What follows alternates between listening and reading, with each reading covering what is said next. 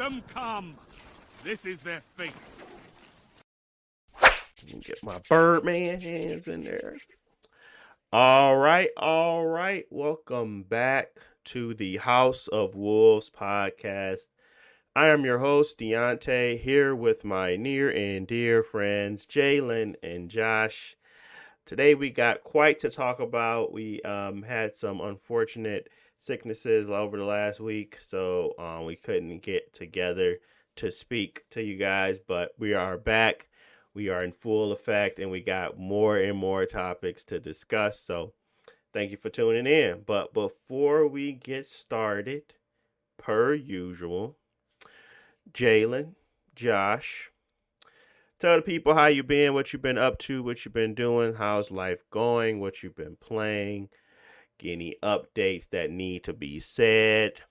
Talk to the people. Yeah, I was sick for a bit, a couple days ago, and I don't know if it was just the influenza, but whatever it was, it hit hard and quick. So I was out of work for a couple days, just feeling real bad. And around that same time, my daughter had got sick as well. Yeah, I think she actually got sick first. And, kids, it happen like sudden, like they eat and then just throw up. Yep. It's like, what's wrong with you? Yeah.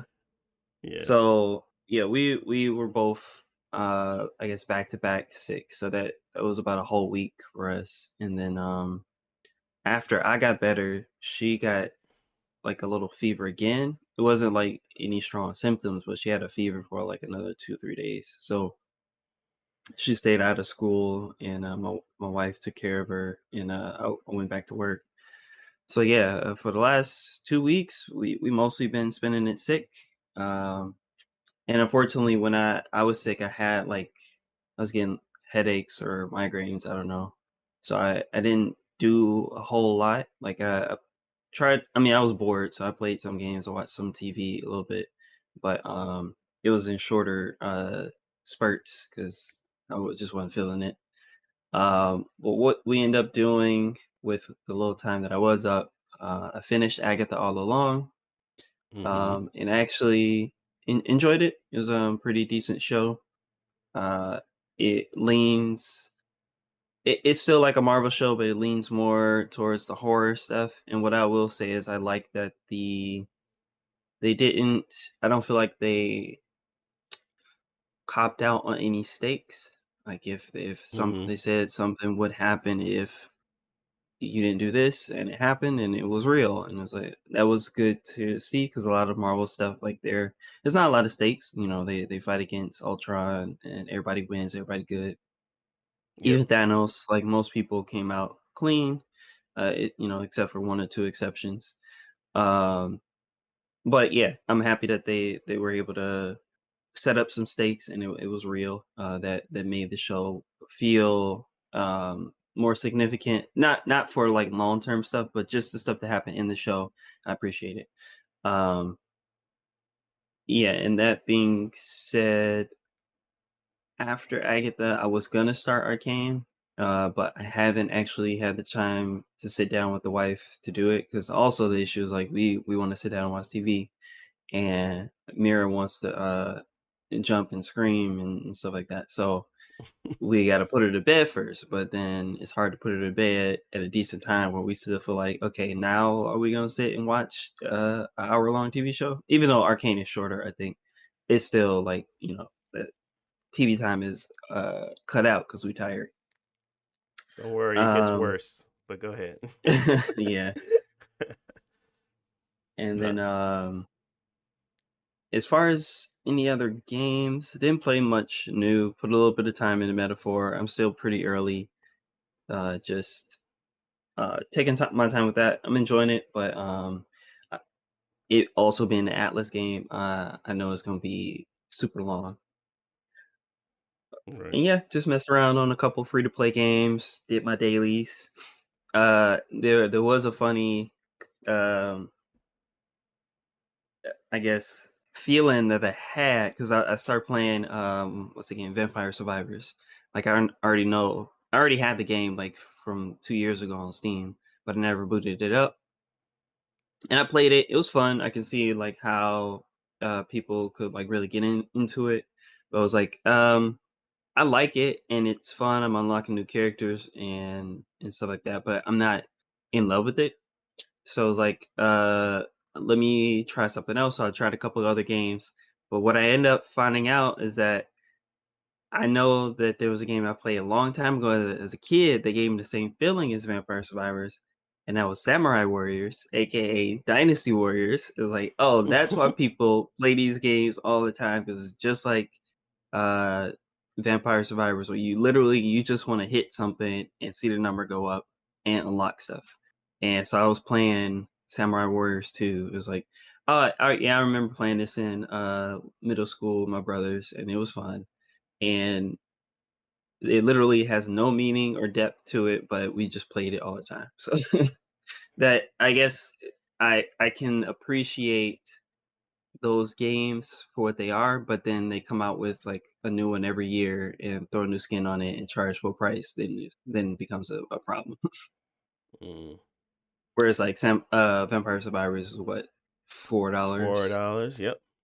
Yeah. So I think that's the similar scope to Hades, but a little bit different. Vampires is kind of like it has like this uh almost casino effect of like winning and getting additional hits and being able to be more powerful and run around and just break stuff, but it's like a constant thing. Well, Hades is a little bit different, but the premise is the same. Where you kind of go in, get loot, get better, rinse and repeat.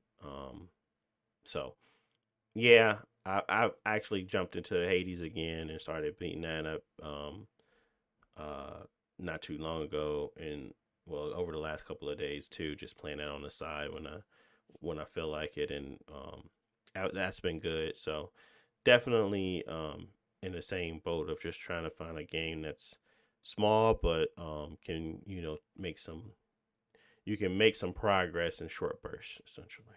Hmm.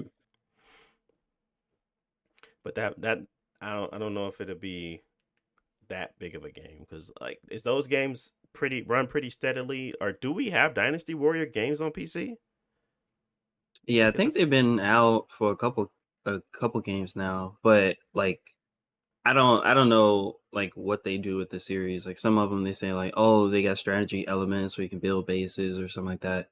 I don't know anything about any of the new ones, but they do come out on PC nowadays. 'Cause I know that Samurai Warriors 5 and at least 2 Dynasty Warriors. But they also now they got like 100 pages of DLC whenever you look at those games on Steam. So I don't even bother with them.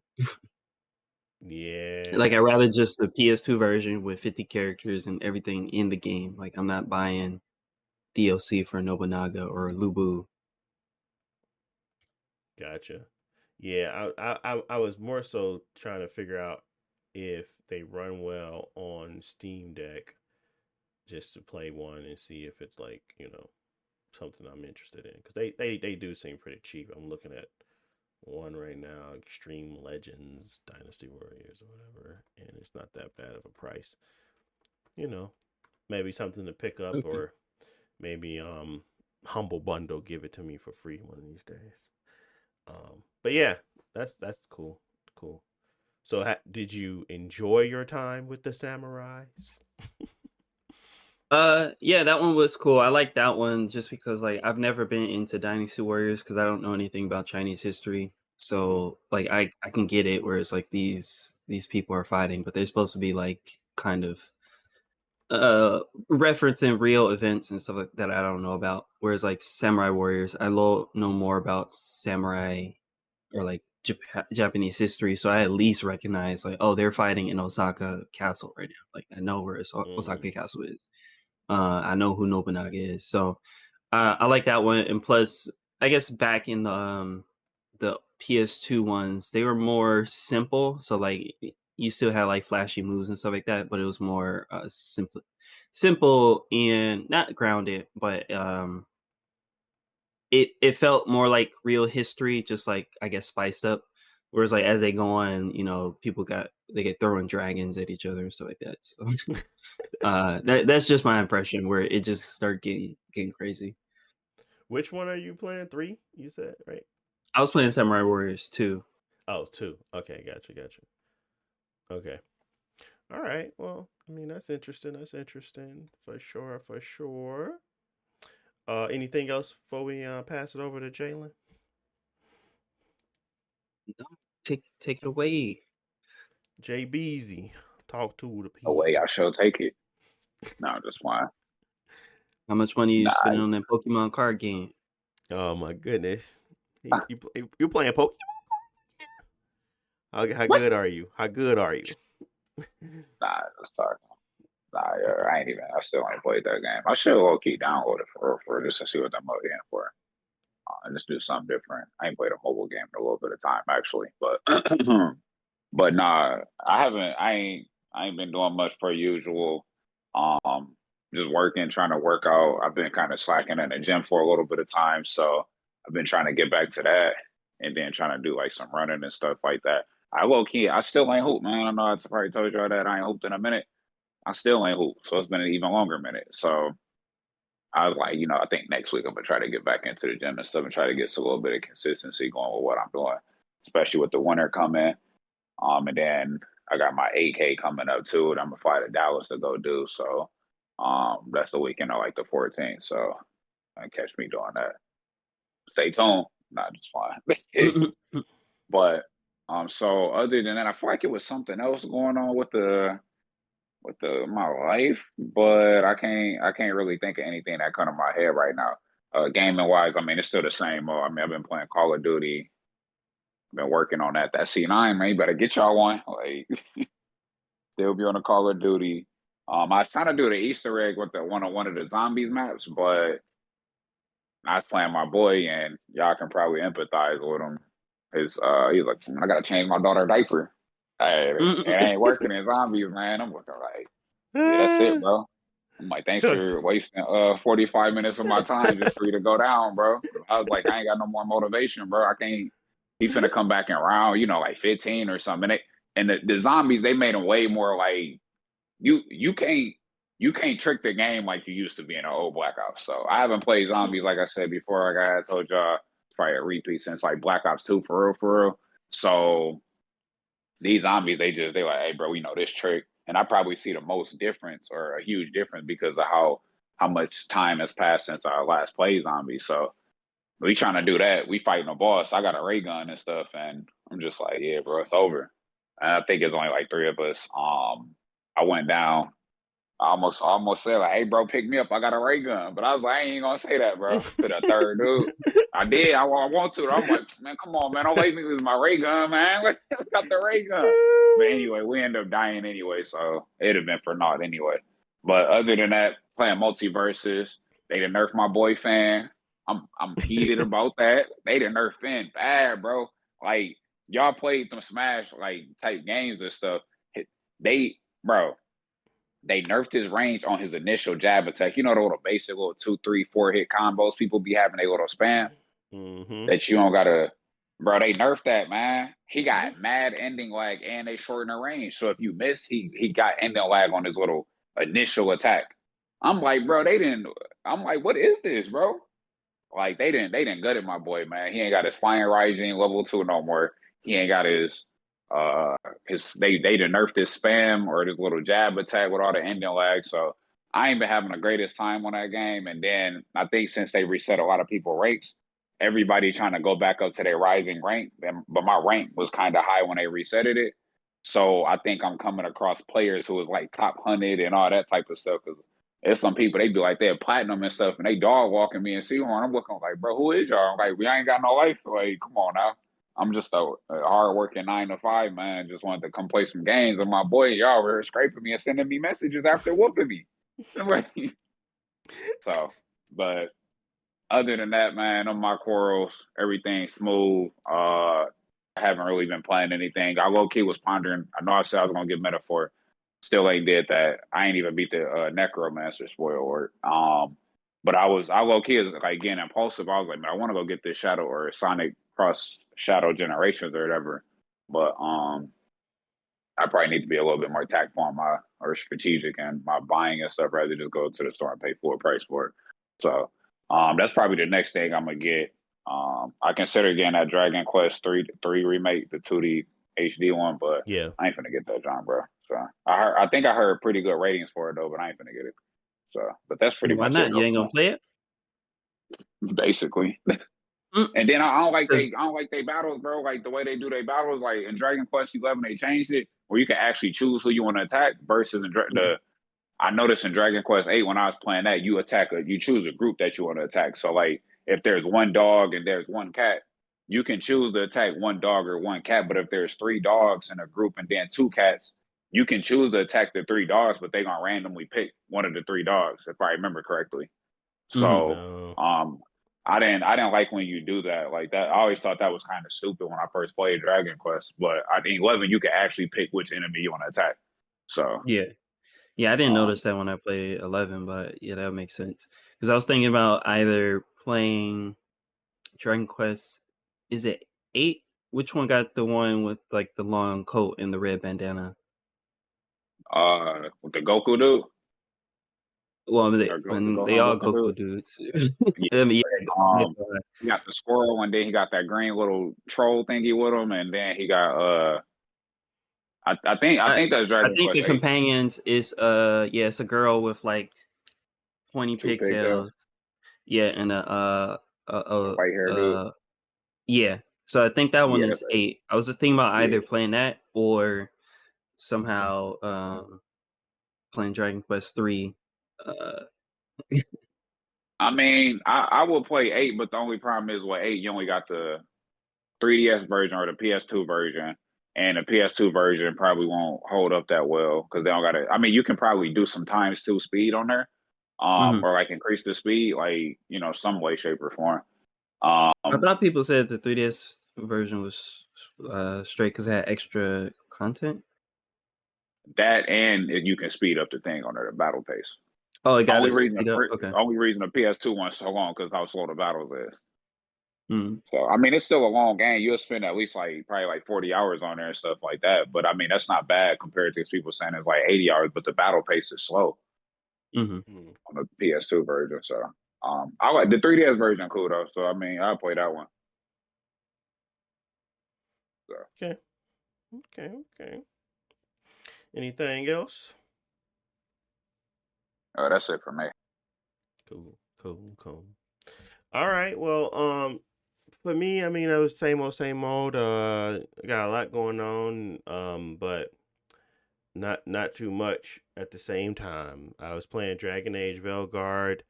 Put about 15 hours into that now, and I'm still enjoying it. I don't really have any problems with the game. Combat feels good. The characters seem okay. Actually, I kind of I have no problems with none of them. So storyline seem good. Seem like there's a lot of stakes. With some of the side quests that I'm gonna be going on, and then some of the main stuff already has some big moments. So I'm thoroughly enjoying it. I'm not really having an issue with the combat. I'm not having an issue with the level of detail or the character designs. I'm following along, and I think it's does not feel like HR is in the room. But if someone says that, that's totally fine. You don't have to like it. You don't have to care. Or I, I, I guess that sticks to me because it's kind of like I can say the same thing about God of War. Like every time Kratos would try to be mean, you'd be like, nope, but your son's right there. You gotta be careful. Like that would be the same thing of me saying the Dragon Age is bad because of the limitations of something. But I think that it's just a different type of writing that went on, and for me, that writing is still it delivers well. So I like it. But overall, I've been playing Hades, I've been playing Dragon Age, and I've been playing Black Ops. Not too much of the Black Ops. I'm hearing a lot of good things, at least coming out the Black Ops camp about, or Xbox essentially now, that they're doing well, got good numbers. People are buying it mostly on PlayStation. That's obvious because Game Pass exists, but more people are playing on Xbox. So overall, both of them are wins. I don't really see the point of debating whether or not it's better that another console group is buying it more, because that money's still going to Microsoft. So, at least that change, or at least that attempt succeeded. I don't know how I feel about a bad Call of Duty game coming out like that, because at the end of the day, you're not going to be able to get those upfront sales initially, which then can tinker into like, okay, you got this game out here, it's making you made it cost a lot of money, but you're not recouping that because everybody tried it and fell off it, and now you don't have anyone wanting to play it and buy DLC for it. And it's just kind of one of those things where you may lose money. So they're leaving themselves open for a wound of making a bad game, because if Modern Warfare 3 came out with this Game Pass thing, people would stop playing it, and it would be just a dead game with no real sales generated. So there is a risk there. So, but overall, today at least, it's doing well. Dragon Age 2, I think it's selling well as well, so that's really good too. Another one that's selling well is the PS5 Pro, which nobody expected, but I expected that. I felt like regardless of what Sony does, Sony is the best at marketing. So all good when it comes to the the highlights, the real big players, in some regards anyway. But we'll see as the gaming community and the gaming industry continues to shift, which we're going to be talking about the Game of the Year stuff as well. But outside of that, family's good. I'm good. A lot of good stuff happening personally, so it's just all good over here, Gene. No complaints, no notes. But yeah, let's keep it short. Let's move on into our first topic here, and not sure where we want to start, but I can talk about the Game Awards, talk about the nominees, see y'all thoughts, and explain what's going on here. I wanted to do this live, but I'm technically still doing it live. I didn't want to see this before we recorded, so first time seeing what the Game of the Year nominees are and seeing what happened. All I know is that I'm for sure believe that Elden Ring DLC got into the Game of the Year category, because they literally announced that yes, DLC can be considered, which means they had to clarify why it's going to be there. So I believe that it's a Game of the Year contender, and we can go from there. So, but yeah, let's talk some games, guys. Anything y'all think should be in the Game of the Year right now? If y'all haven't looked at the list, give me one, Jalen. I know you got one, but go ahead.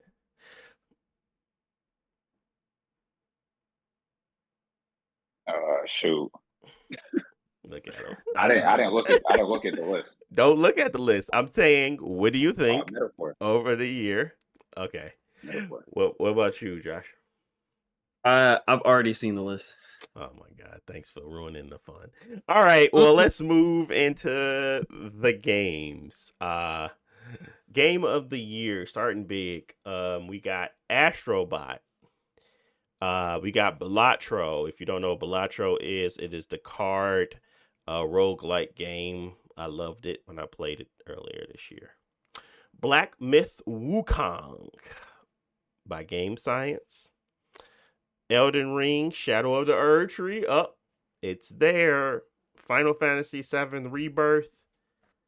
And Jalen got it right. Metaphor Refantasio. Woo! Ooh, he almost didn't make it. Looked like they put him on the last end just for suspense. So we got Astrobot, Balatro. I think this is an alphabetical order, to be honest. Astrobot, Balatro, Black Myth Wukong, Elden Ring, Shadow of the Erd Tree, Final Fantasy VII Rebirth, and Metaphor Refantazio. Anything y'all think is a clear winner on this one?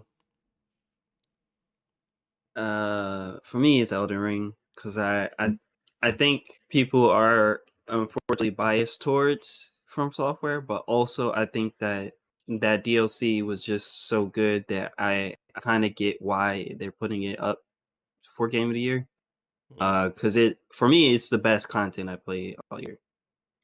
Okay. Yeah, I would have to agree with that. Unfortunately, I did not play Black Myth. Astrobot seems great. I did not play Final Fantasy, and Metaphor recently came out, and we played it, but we did not. I mean, I played these games. I didn't beat these games. The only one that grabbed my attention like crazy was Elden Ring, and that's because I already had a deep respect for the game already. So, but anyways, I think that my initial thought would have been Black Myth Wukong, simply because people have hyped this game up a lot. And I'm not saying that I like it or think that it's good, but I think that people just have hyped it up a lot, and it'll be a good tale story for the it's a good storyline. Storylines make or break it. I'm not saying that the DLC ain't a storyline, because literally it's giving Chance vibes at the Grammys when he got mixtape eligible. But I think the storyline fits more Black Myth Wukong, and I'm a conspiracy theorist. So, well, any guesses on Game of the Year, Jalen?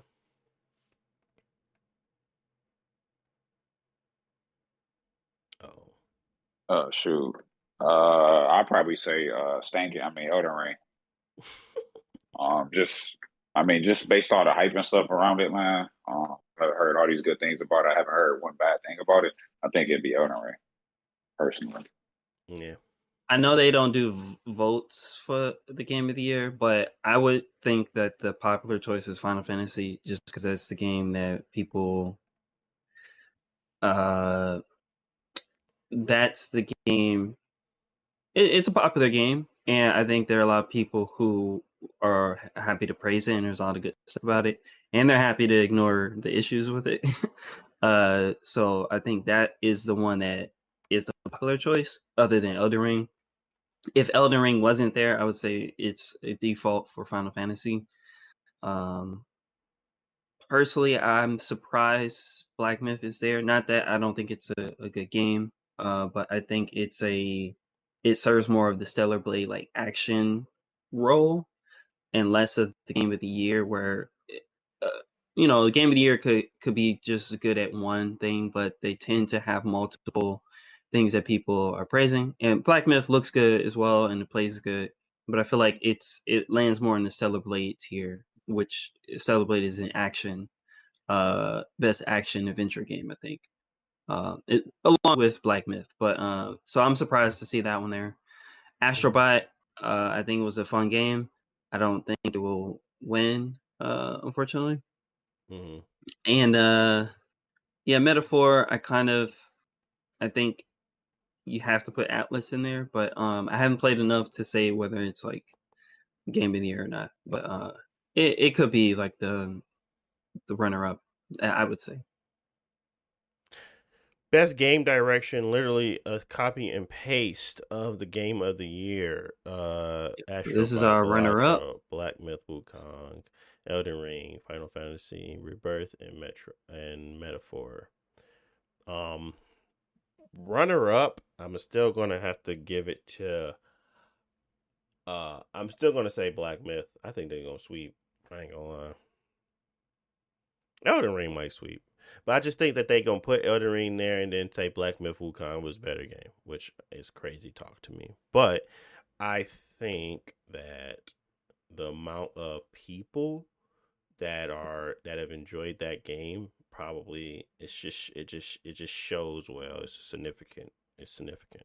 I'm not saying that Elden Ring couldn't kill it, but I'm saying that I think that's what the storyline gonna be.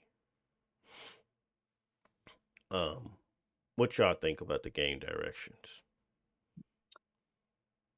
Yeah, for me, I think Final Fantasy and Elden Ring are interchangeable. Like Elden Ring Game of the Year, Final Fantasy Best Game Direction, or reverse. I think that would be the less controversial version where they want to give Elden Ring like their props so they get Best Direction, and then just give Final Fantasy the Game of the Year. Yeah, I don't think that. I played enough of game of Yeah, I don't think Final Final Fantasy Fantasy. deserves Game of the Year, but No, yeah, I don't not think even we live in a close. world where gamers will let Final Fantasy VII not win Game of the Year. Oh, they hate it with all the parts. They hate the parts. They hate the people that are making the direction where it's parts, because that is like a big deal. I did not expect it to be such a big deal, but when I started to realize that they're not only making it parts, but they change in generations while making it parts. Like that game did not come out on the PS4.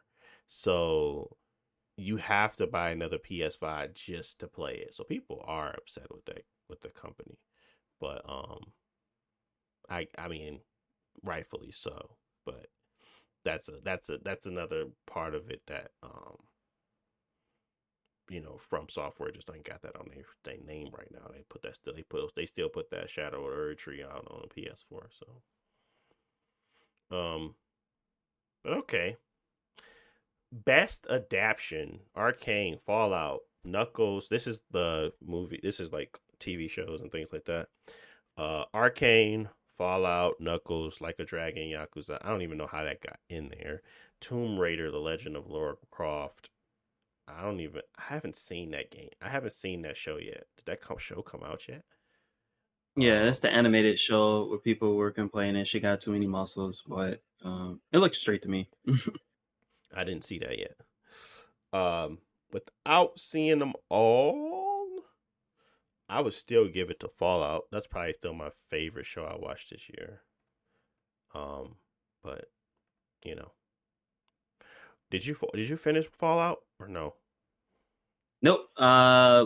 Both Fallout and Arcane are on my list. I personally would vote Fallout just because I think Arcane is it's still an adaptation. Like it still obviously comes from a video game world. Yeah. But it's kind of doing its own thing. Like this is like it's not related to anything with League of Legends other than we got the character names. Whereas Fallout is kind of world building in the same like setting. Yeah. Like this is Fallout 5. We made a TV show. Gotcha. That makes sense. Have you seen Knuckles or anything of these, Jalen, of all 5 of these shows? Because I wouldn't think so, but just want to make I've sure. seen a little bit of Fallout, and I don't know much about the Fallout universe, but I was enticed by the show though. I've seen a couple episodes of it. It's straight. Gotcha. Yeah. Yeah. Nah, yeah, the Fallout one was probably, like I said, when you're talking about bringing a world that's difficult to life, I think that's a difficult one, and I think they did that well. So, best narrative, and we got Final Fantasy VII Rebirth, Like a Dragon, Infinite Wealth, Metaphor, Refantasio, Senua Saga, Hellblade 2. That's an interesting one. I didn't think that was gonna get in there, and then Silent Hill 2.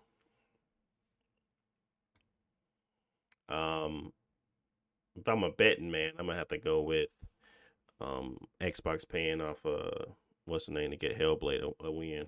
So that's what I go with.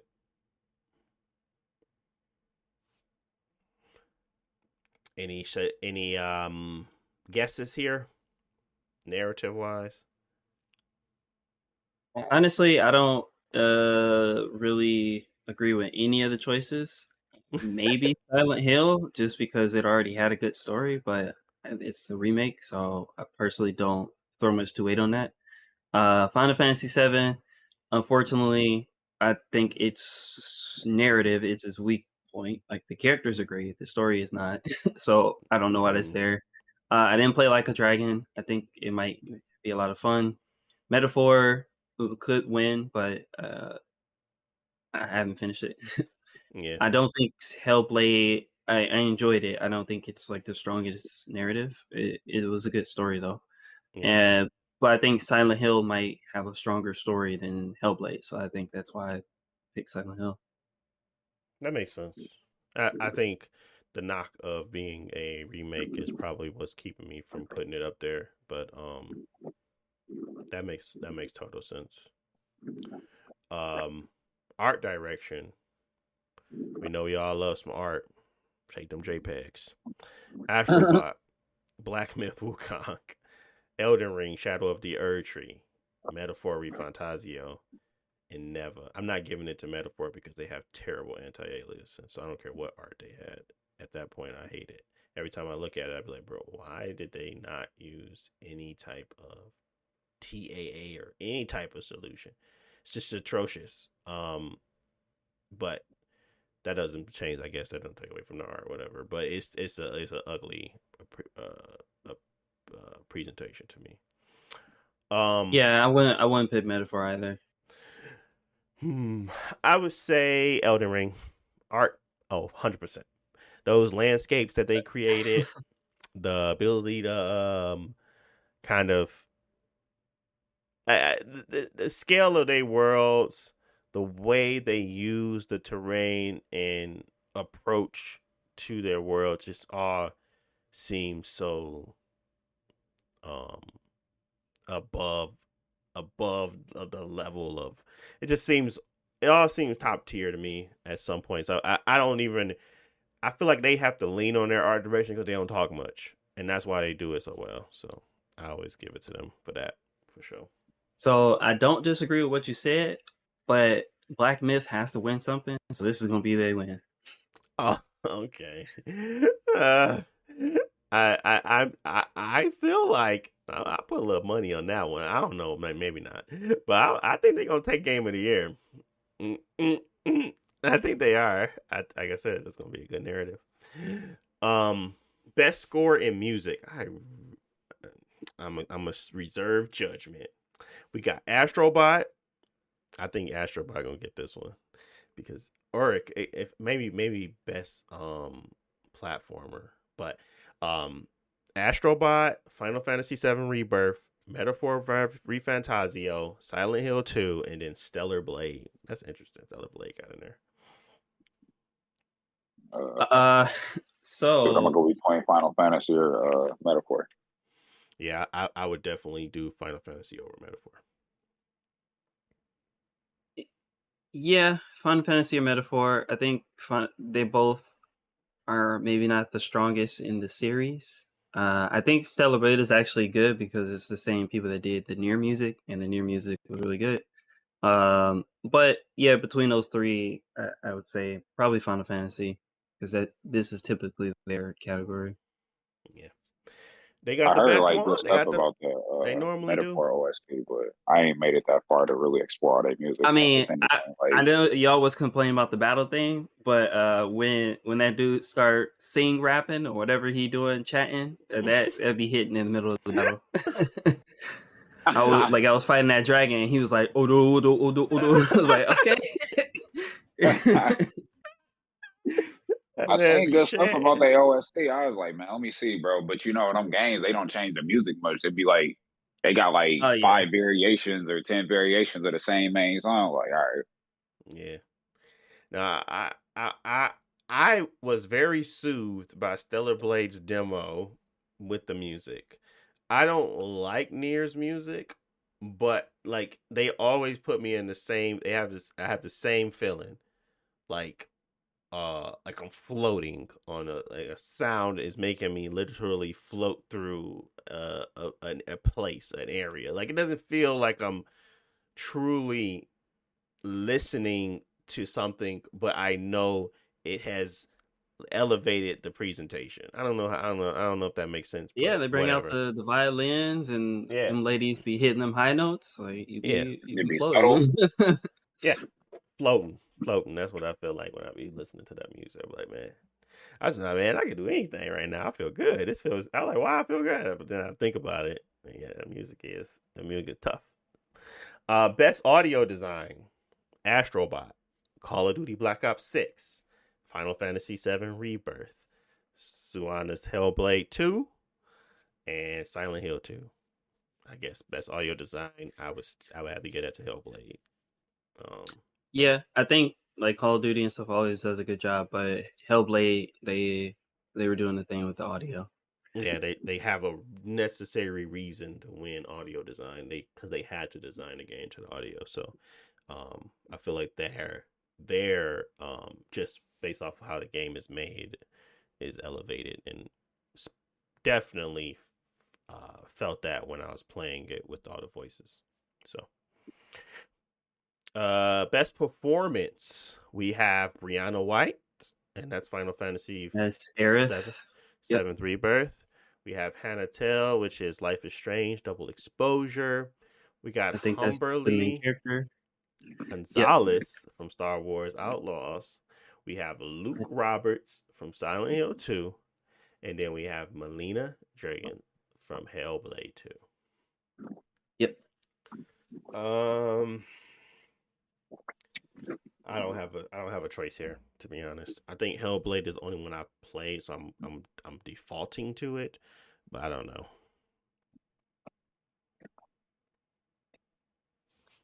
I I think she did a good job, Aerith, Brianna White, and I think people love the character, so I think that's a reason to give it to her. Okay. I haven't played all the other games, but I think, yeah, maybe hers is like the most memorable or something. Okay. Innovation and accessibility. We got Call of Duty Black Ops 6, Diablo 4, Dragon Age the Veilguard, Prince of Persia Lost Crown, and Star Wars Outlaws. I have a hard time judging these, but it's nice to see Dragon Age get a hint, get a nod. Anything on that? And yeah, okay. Let's move on. Games for Impact. We got Indica. We got Neva. We got Life is Strange Double Exposure. We got Hellblade 2. We have Tales of Kinzera. And then we have Closer the Distance. Closer the Distance? That's an interesting name. I'm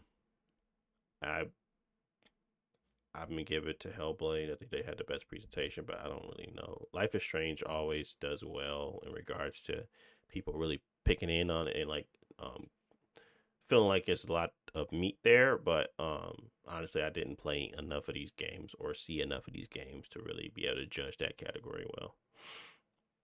Well, this is the category for, I mean, unfortunately they call it DEI nowadays, but this is the category for something unique that we haven't necessarily seen before in traditional games. And unfortunately I'm not that familiar with most of these games. Like I've never played Life is Strange. Like I know the Tales of Kinzera, I think might have been made by a studio out of Africa. But yeah, I'm not too familiar with them. Unfortunately, I don't know what Hellblade is kind of pioneering, other than like the mental the like mental psychosis thing. yeah. But I feel like they did that with the first game, so I don't know if that's the same message or like what they're bringing this time. Right. So I was just saying I don't know what is like makes that one as innovative versus all these other games. So yeah, I guess I think I'll abstain to vote. the presentation of trying to create that in game is probably the most difficult. That's probably why I'm doing it. I don't have enough information on the rest of them either, so that's the problem. So really, I couldn't judge this. Like I said, couldn't judge it because I'm basing it off of one experience. But what about best ongoing game? We got Destiny 2, Diablo 4, Final Fantasy 14, Fortnite, and Helldivers 2. Diablo 4 for me. But What do y'all think? Shoot, Destiny probably. Ain't this the name of our podcast? Where your support at? Oh my god. Anyways, I was about to say, why Destiny on that list? uh, They having a rough year. dude, Helldivers They having down a the rough rough year. year. Helldivers keep I they mean, Helldivers keep but is? on messing. Helldivers has only been out 1 year, and they've had ups and downs, but a lot more, I guess, ups than like Destiny. I agree. I'm just saying that for some reason it became cool to not like this game, or at least I don't know what happened to the point where the public reception of the game kept shifting. I think that has a lot to do with Sony and how they were running the PC stuff, and then some of the stuff fell on the developers with bad patches and things. So they've been having a rough year. Diablo had a little bit of a rough patch as well, but they kind of got out of it quickly because they kept breaking stuff and just saying we're not gonna fix it. Y'all have fun, and then that was kind of like the whole situation with Diablo and the Vessel of Hatred right now with the new character being so broken. They say have fun for now, and then we'll do it later. So I think that there's a way to make a game balanced, and then there's a way to make sure your players are actually enjoying themselves. They just I think a little bit of what Helldivers 2 was, what people may thought was fun, like the ragdoll effect, started to become a nuisance when he started upping the difficulty and not really the mechanics not being there enough to be so how do you say tight, Fun. you know, tight mechanics to kind of go along with the heavier difficulty. So Yeah, man. I'll probably say Final Fantasy 14 though. But yeah. Okay. yeah. I mean, I didn't hear certain things about Helldivers, but mainly it's people talking about like the difficulty and they won't fix certain things and some stuff too hard, and then you got fire tracking tornadoes and stuff like that. Yep. Um, That's pretty much I what I think was some of the hearing. stuff like mixed. Like some people like it's supposed to be hard, this, that, and the third, and the people that's having fun with the difficulty, like it's like a polarized group, and then some people like don't fight the robots, it's too hard. Like you're not gonna have no fun playing the game, you're just gonna keep dying. That's this, that, and the third. Yep. Okay. Best community support: Baldur's Gate 3, Final Fantasy 14, Fortnite, Helldivers 2, No Man's Sky. I think it's gonna be between Baldur's Gate 3 and Helldivers.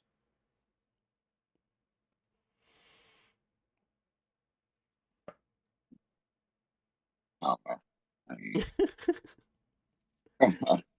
He said, "Okay."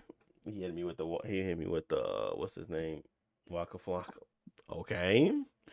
Best independent game: Animal Well, Balatro, Lauralee and Laser Eyes, Neva, UFO 50. I know Balatro and Animal well. The other ones I do not know. So I don't really got one for this one. I think Animal Well and Balatro are probably close neck and neck for me. I'm liking them. Yeah, I think Balatro, just because of the impact it's had, is very popular.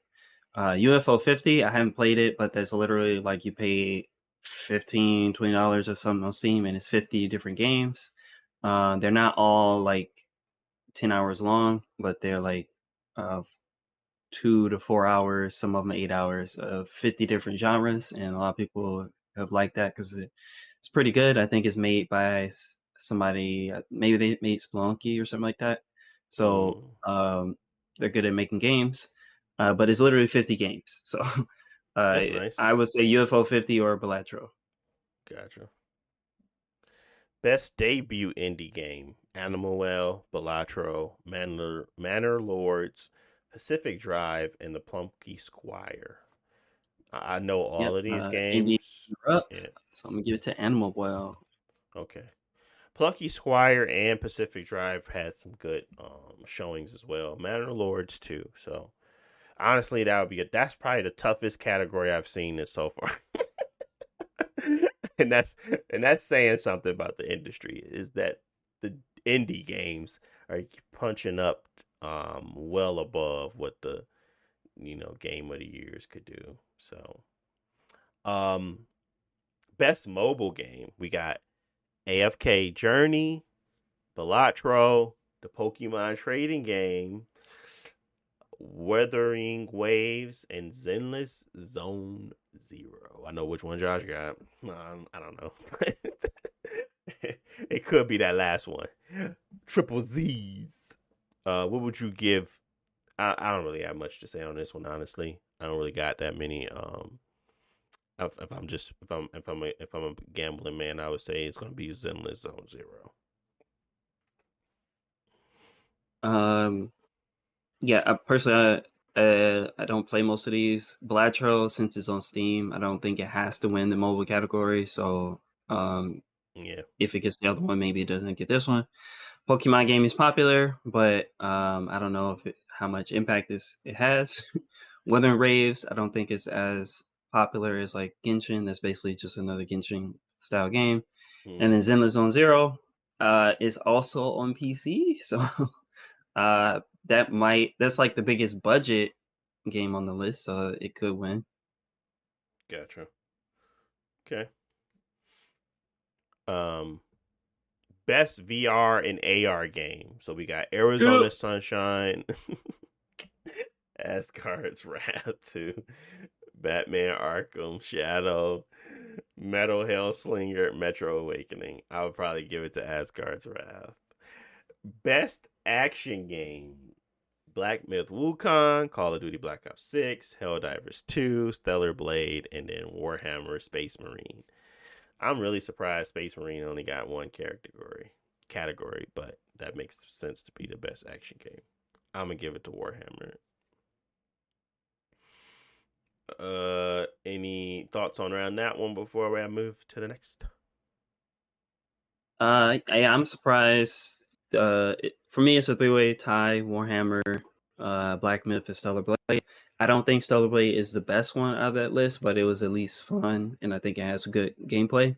But again, I think Black Myth and Stellar Blade like are direct competitors. So whichever more people like is gonna win, I guess. Warhammer, I think it was a good game, but maybe it doesn't have as much hype behind it as much as like Black Myth. Gotcha. Best action adventure game: Astrobot, Prince of Persia: Lost Crown, Silent Hill 2, Star Wars Outlaws, and The Legend of Zelda: Echoes of Wisdom. Why is Zelda here? I have no clue. I'm gonna give it to Prince of Persia. It's probably my best sky scroller, but at the same time, it's pretty up there when it comes to great games, in my opinion. R.I.P. Ubisoft. What's this? Montpellier? Yeah, man, crazy. Best RP. Oh, go ahead. No, we can move on. I agree. Best RPG: Dragon's Dogma 2, Elden Ring: Shadow of the Erdtree, Final Fantasy VII Rebirth, Like a Dragon: Infinite Wealth, Metaphor, and Fantasio. Elden Ring. Dragon's Dogma should have it, but I think it's gonna be nah. Dragon's Dogma is not getting anything. It's like a dragon or Metaphor for me. And I guess Erdtree. I don't really think Final Fantasy is that much of an RPG, but it's just me. This will be crazy if this game won in this next category. Dragon Ball Sparking Zero, Grand Blue Fantasy versus Rising, Marvel versus Capcom Fighting Election Arcade Classics, Multiversus, or Tekken 8. You know how bad this category is? Man, y'all know what I'm finna say. Man, don't say it. You know how bad this category is? It's a bad category. There is literally levels to fighting games, and if anything other than Tekken 8 wins, I would be insanely like, what have we become? I don't think any of those other games should be even close to Tekken. I don't even think it's a point in having this category. I think they should just give it to Tekken 8. But I understand that these games should be somewhere, but I don't think when you say best, you mean seeing above the rest. You mean something technical. You seeing something that has skill, that has variety, has the ability to capture an audience. And I just feel like these, never mind. The capture audience puts everything back into the category. So What do you Yeah, think, Jalen? yeah. I mean, it might start with an M. Not just playing. No, that game cheats. No, Tekken for sure should be there. All biases aside, I know that DBZ had or Dragon Ball had a lot of hype and stuff like that because it's like I guess they technically had other Tenkaichis, but like that's like the technical definitive Budokai 4 Tenkaichi. I mean, that one gonna get the hype, but the technical actual fighting game, non-flashy, just fully encompass what fighting games truly are for the extremists. For fighting games that they truly are, it would be Tekken. Yeah, this category is botched for me. The multiverses shouldn't be in there. I don't know what they was thinking with that. They just like, hey, bro, just put something in there, bro. They Put it need in there. five. They need five. What you Just throw talking it in the about? bag, bro. Just throw it in the bag. It'd be And insane throw if it in the anything else bag. wins. You know what? I think just because people are crazy, they would literally give it Dragon Ball, which is crazy. Best Facts. family game: Facts. Astrobot, Princess Peach Showtime, Super Mario Party, Jamboree, The Legend of Zelda: Echoes of Wisdom, and then The Plucky Squire. I would give it to Astrobot, but also Super Mario Party is a jam of a time always. So I would give it to Astrobot. Is that game even co-op? yes, I thought it was. It is like on the same system, or you gonna have two? I don't know. Is it local co-op? No, it doesn't. It features both a single player as a multiplayer mode. You have to have another game system. Oh my god. So Super Mario Party. Super Mario Party it is. That is not a family game. Come on, guys. What the heck is wrong with them? They could not put that in there. That's not a family game. I could have sworn they had co-op. That's not a family game, guys. You got to understand what a family game is. It's not where you got to hook up 5 different PS5s to play together. Jesus Christ. You ain't got 2 PS5s? What you mean? Oh my god. Best sim/strategy game: Age of Mythology, Frostpunk 2, Path of Goddess. I'm not finna try to say that first name. Manor Lords or Unicorn Overlord.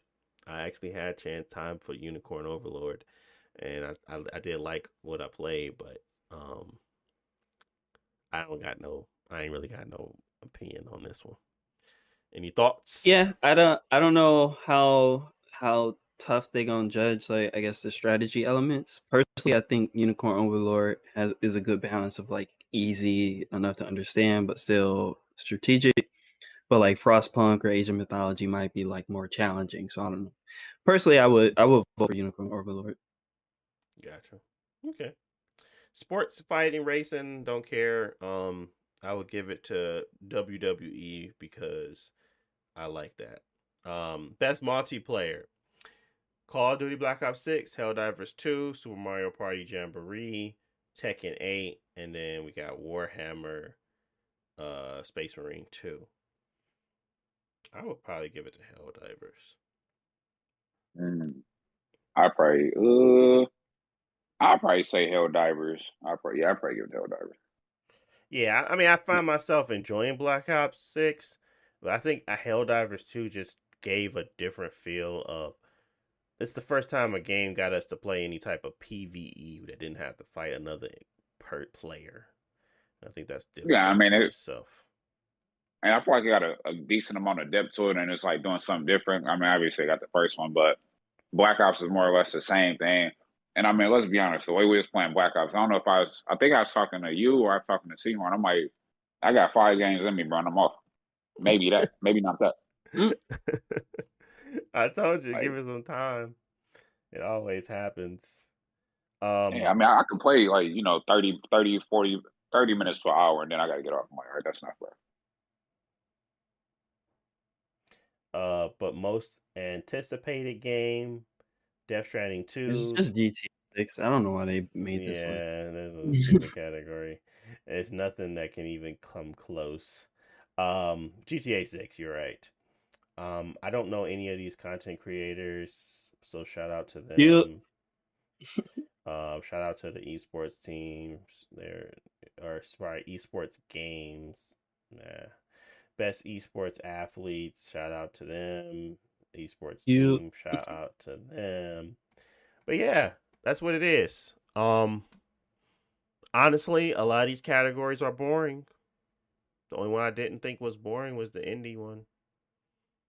They seem to be pretty much front runners. It doesn't really have any excitement in it. Um, but we'll leave it at that because we spent a lot of time on that. Let's move on and do it quickly. Phil Spencer, my boy Philly Phil. He basically was trying to let us all know that we got an Xbox handheld coming. We got more paper, more itches. I know, just they got more stuff coming that people want to see, people want to hear about, and he kind of was telling not only that we smart enough to realize, or I wouldn't say smart enough, they think that their process or their philosophy is the best philosophy moving forward. They feel like console exclusivity is dead, and they feel like everything is an Xbox. Boy, did I hate that campaign ad. But I understand it. I suppose I'm not gonna hate on it because I understand it. But what do y'all feel about Phil Spencer and his take right now? Obviously, we cannot say they're not doing well. They literally just dropped Call of Duty on Game Pass. They're making plenty of money. They have plenty of games coming out. They still got games coming out this year. They got games announced for next year. They're not losing in the traditional sense. They're losing in their Xbox console sales, and the fact that the brand just doesn't feel like the same. That is where they're losing. It is not monetary. It is not engagement. They're not losing there. What do y'all feel about Xbox today? Yeah, I think it's the brand that is not necessarily going to become diluted, but they're giving up their share in the market where they had footing for the last 20, 30 years. So I think that is just the biggest issue for me. It's like I think the Xbox games being available in more places is nice, but consoles are expensive, and I can't see them justifying like making an Xbox next generation and the generation after that. Like eventually they're just gonna stop making the boxes because why? How are they gonna justify it to people who are gonna buy it, and then two, how are they gonna justify it to their own like uh overhead? Why do you need an Xbox? Just put it on the PlayStation, right? Yeah. So I think that's the not scary part, but the unnerving part where you don't know what the future of the actual Xbox is going to be. Because I think that they've done a lot of good stuff in the hardware space. Like they were the backwards compatibility leader when even Nintendo wasn't doing it with like the Wii U. So yeah, I think that's gonna suck to have them stop making, or it's them stop focusing on the hardware. But like, yeah, on the software side, yeah, they're making money, so you can't really knock it on that sense. Yeah. Yeah. It's definitely one of those things where it is just an evolution of the brand and how they try to treat it. Um, I I don't necessarily have to like it per se. I am still stuck in my ways of having a traditional console where they try to put all their best work and effort into that console. But um, at this point, uh, it has become uh, blatantly obvious that having my games wherever I want them is so much better than not. So the PC has slowly become my place of choice because if I want to play them on the go, I can, and if I want to sit down and enjoy them on um, a bigger screen, I can. And now with my setup, I can now enjoy it even on the couch experience, but obviously it's not that type of feeling of just plugging a console in. Xbox still kills it in that regard. So as they continue to build out their play anywhere spaces, all they have to do is create a handheld that is sufficient enough to run and operate on its own, and it only makes sense for them to continue to leverage the PC space that they have always been embedded in. So what I see in the future of Xbox is better hardware, better PCs, better software, and the ability to kind of change and shift as you go. I don't see that the console is going to be a standalone thing where it does not have some form of operating system that connects to the PC. I just don't see it anymore for them. If the unification of what they're trying to do with like if they can create that Unity type approach like you see on the Steam Deck, where you're literally the console experience can be had on the PC and vice versa, and there is no stopping them at that point. Because how do you solve a problem where nobody wants to buy into your brand anymore?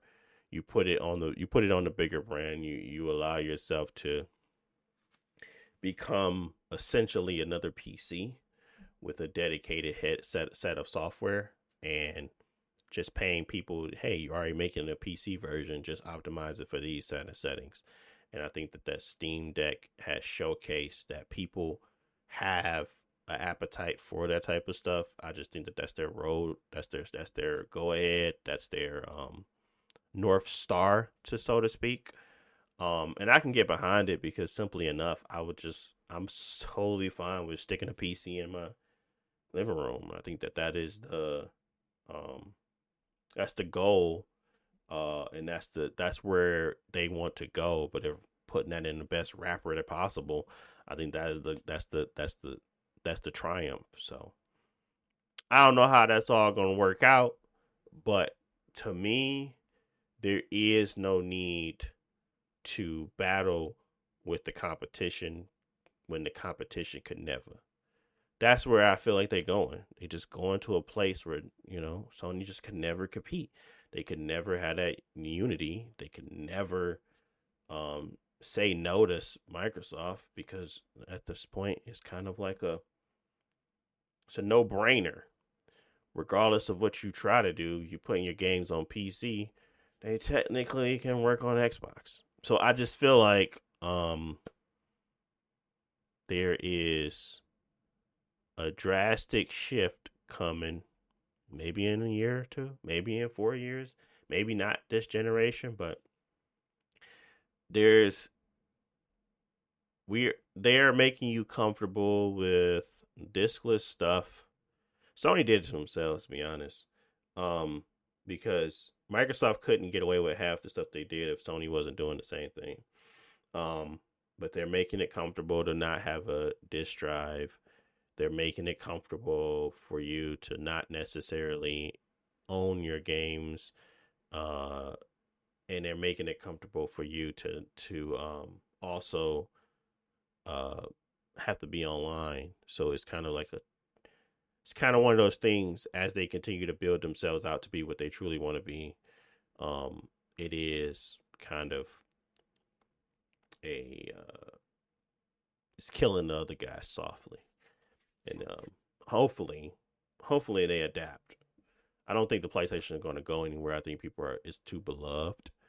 I just think that if Sony continue to make bad decisions and gets beat out by price, because ain't nobody gonna pay. Ain't nobody paying for that no more.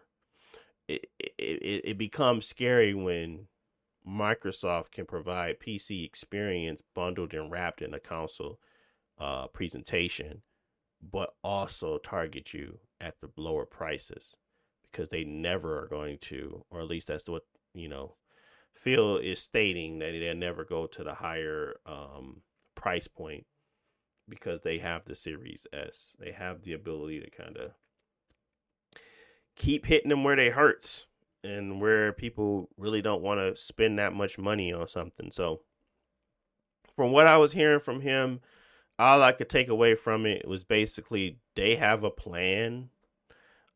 It's just waiting for them to execute. I didn't really get the sense of someone that was incompetent and didn't know what they were doing with the business. If I was anybody smart, I would probably be buying some Microsoft stock because they do tend to the the shift in gaming is drastic. It's drastic enough to understand that it may not be the big three anymore. It could just be end up being somebody in their own realm, and we still got two players out here making great games, but this other player is just simply a conglomerate. So if I was anybody smart, I'll be buying, you know, I'll be buying some stock. I'll be buying some Microsoft stock, to be honest with you. They don't gotta wait on no game to be good. That's the point. It's like legitimately the point. I ain't gotta wait no game to be good.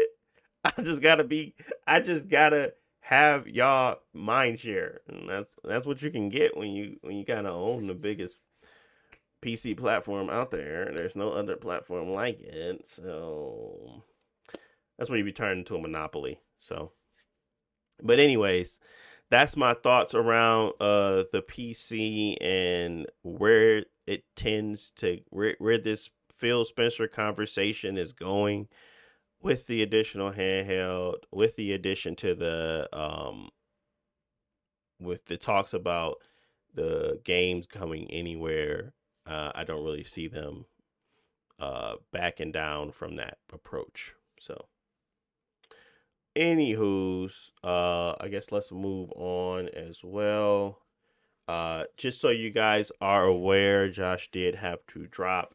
It is a significant time difference between us and him, and he's got to get the day started. So, unfortunately, that means he has to get Mira, get her together so they can hit the town, get to daycare.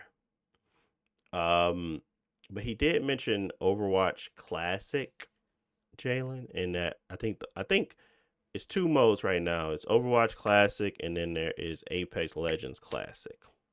Which one would you prefer to play right now? Hey, I'm not gonna lie to you. I did hop on. I don't know Overwatch Classic or Apex Classic entails, but I'll probably hop on Overwatch. Based on everything I've been through at Apex, I'm taking away my alternator. Spitfire, bye bye.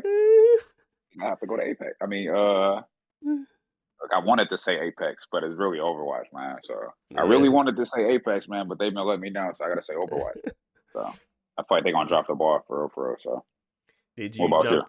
Yeah, I think that they I think the Overwatch one would probably be ideal because I want to see how it felt and how broken it was. I play both because I want to see how broken it was when it first came out and like all the little changes that we take for granted. But I think I would have more fun with Overwatch because it's just like it's a different type of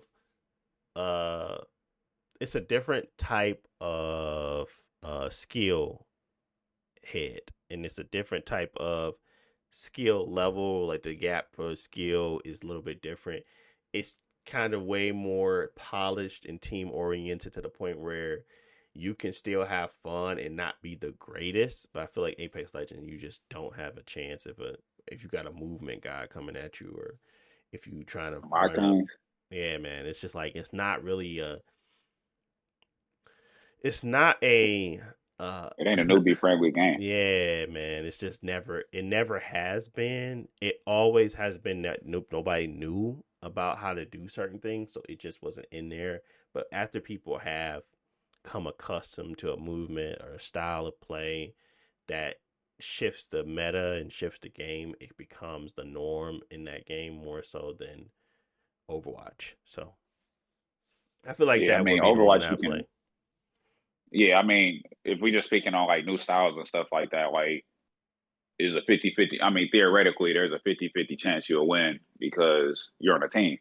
Even if you do play bad and stuff like that, you got like I don't know if it has skill based matchmaking and stuff like that, but you have a better chance of winning versus playing a what is it, 60 people on a three on three battle royale. So Mm-hmm. I mean, you need to know what you're doing, especially when it come down to it. Unless by the God's luck, or God's grace that you trapped with somebody who gonna basically get killed by the ring or something like that, or they just don't know how to play to, and y'all both got lucky to be there. So I mean, that's a fat chance, right? Or you ain't getting that.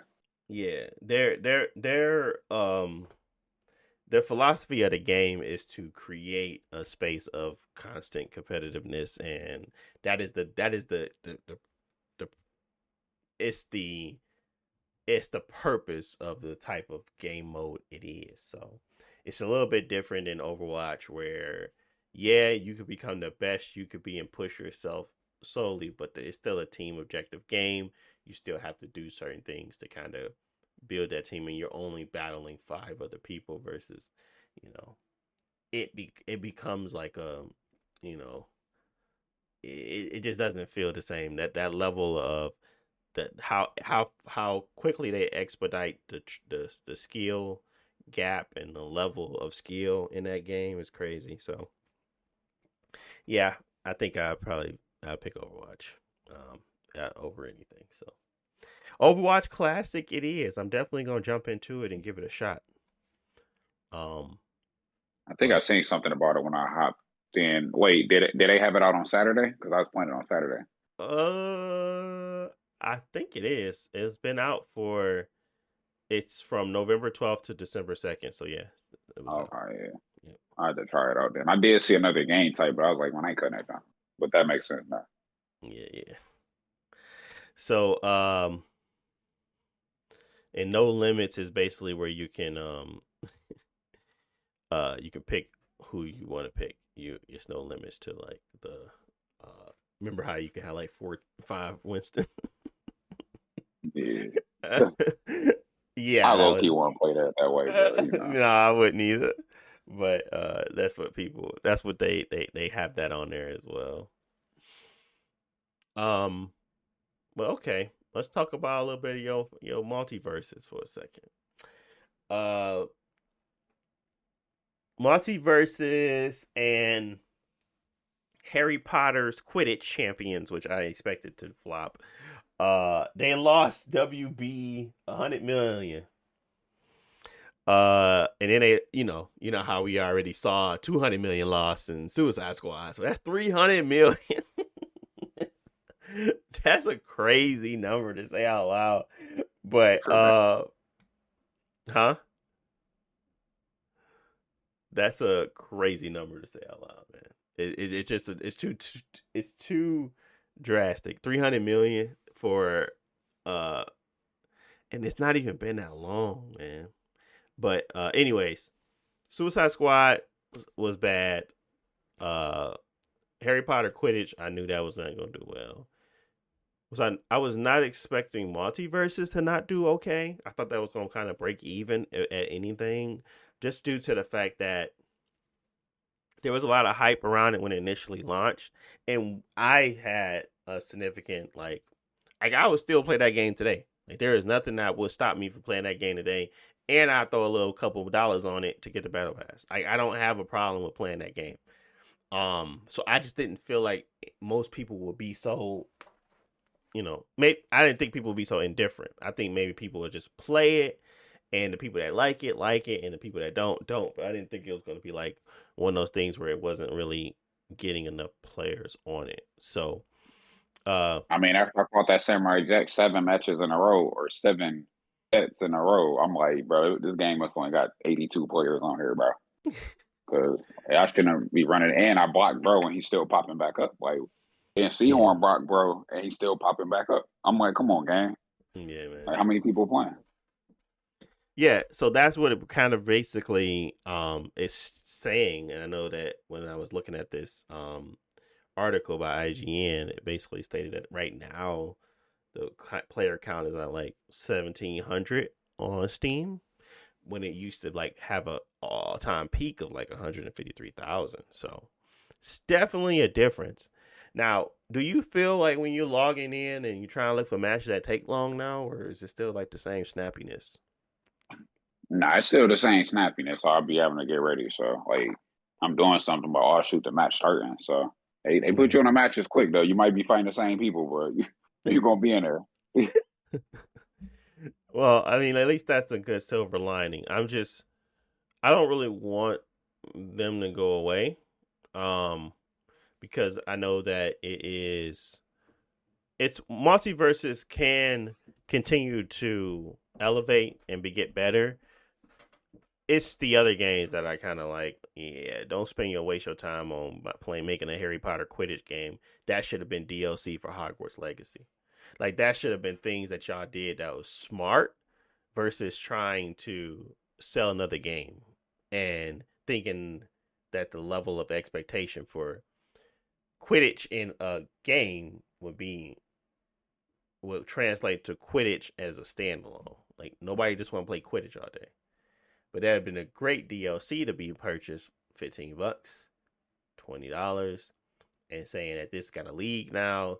And I think nobody would have batted an eye. You already got the copies out there, you know? I just think that they making poor decisions that's causing them to actually lose money. Not necessarily that their games suck. Um,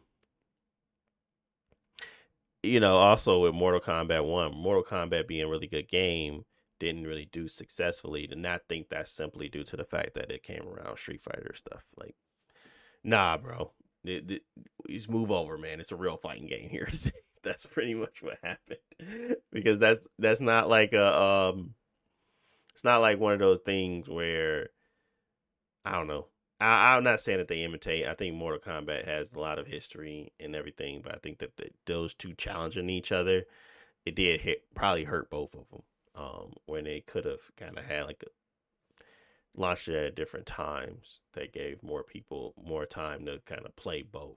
Because it wasn't the fact that Mortal Kombat didn't have a good showing. It's the fact that when they had to choose which one they're going to put some time into, the more mechanically sound one won today. And that's usually what happens. So, but yeah, Multiverses and Harry Potter delivering heavy losses, unfortunately, for WB Games.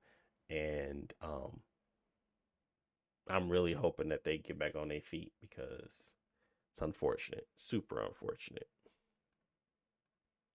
But yeah, that's pretty much it. I mean, I know I wanted to speak on Dragon Ball Sparking Zero and the player count dropping 90%. I wonder what the Steam count is today.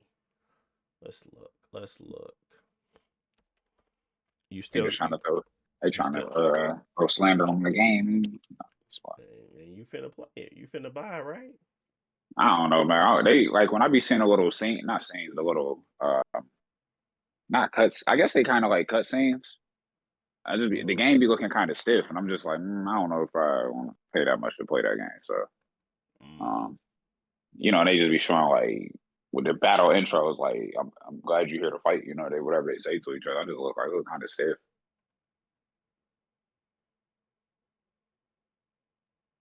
Why is it not letting me see the player count? Hmm. That's weird.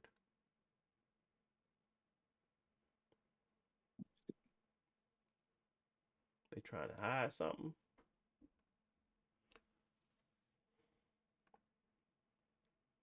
Oh, okay. 3,000. What was And their? that's it. Yeah. What was their all-time But that's previous? just for Steam, right? That's just for Steam. Yeah. Okay, I think it's 122, right? 122,000. Yeah. It was something pretty high. Um. Jeez.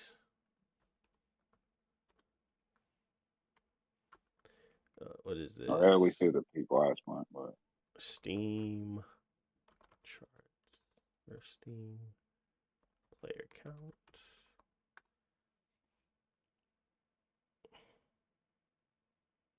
Yeah, a month ago they had like 80,000. Their peak was at 122,000. And 554. yeah. Well, now it's saying they have about 7,000. Man, somebody capping, bro. The minute ago, okay. Yeah, they were. Yeah, they saying that it's 7,000 right now in Steam DB, but I was looking at the actual in game on, and it's saying that it's 3,000. So I don't know where they're getting that extra 5 from right now, but I mean, most of the players probably. Well, I mean, I don't know. I can't really speak on this day and age. I probably a lot of people probably on console, but ain't no telling. Yeah, I mean that makes sense. I wouldn't. But I mean, it's still a large drop regardless. I mean, yeah, significantly, pretty big one actually. It's like, how did that happen? But overall, though, I mean, fundamentally, I think that people like the game. I think that people started playing the multiplayer and started to realize it has no depth, and at least the depth that they think they have there is kind of broken. So, I think that's what happened. Yeah, I've been seeing a lot of mixed things too. So, I don't really know what to make of it. Like I've been seeing memes about different groups of people, like teams and stuff like that, and they like it's an insider because I ain't played a game, but people be like, oh yeah, I hate these teams when they just wear these, have these types of people or whatever because they all have something in common and cookie cutter bills basically is what they getting at. Well, yeah, I mean that's pretty much what I would expect from that game, though. So no surprises, I would say. But yeah, that's pretty much it. I ain't really got much else to talk about. I think we covered it all. We will be back with more topics and more conversation next week. But overall, yeah, I think we got it all. Nothing else that I wanted to cover off on. I know Phil and their handhelds was pretty big one. I'm just hoping that they do it right. I feel like it's just it could really go wrong. I feel like they are a little too big to kind of make mistakes, but we will see for sure. But I want to thank you guys for listening or watching. If you got to this part, you're the real OG. I want to thank you as always. I really appreciate you taking the time to take a listen to what we have to talk about in regards to gaming. And again, we're going to try to bring y'all more topics, more news, more big things. But as always, you are appreciated. I should have like what's that song? You are appreciated. I forget what the song is called though. By Tupac. Dear Mama. Dear Mama. There we go. Yeah, there we go. Yeah. Dear Mama. I said, how y'all think he was? Now you know what? No slander on Tupac name. Yeah, I was gonna say, man, don't talk about our people, man. No slander. But all right, y'all. Thanks for listening. We will talk to y'all next week. Peace.